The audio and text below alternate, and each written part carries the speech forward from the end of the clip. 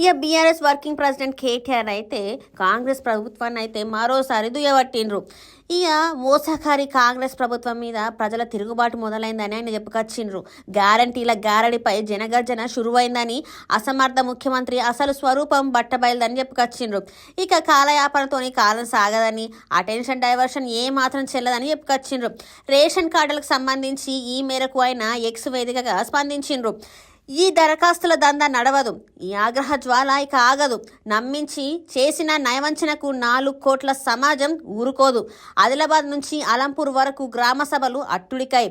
ఇవి గ్రామ సభల కాకిల క్యాంపుల అని ప్రశ్నించిండ్రు.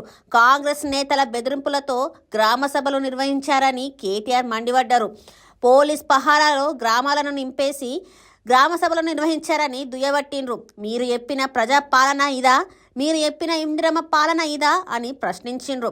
పోలీసుల నడమ, ఆంక్షల నడమ పథకాలకు అర్హుల గుర్తింపట అంటూ ఎద్దేవా చేసిండ్రు. నవ్విపోదురుగాక నాకేంటి సిగ్గనే విధంగా కాంగ్రెస్ పాలన ఉందని విమర్శించిండ్రు.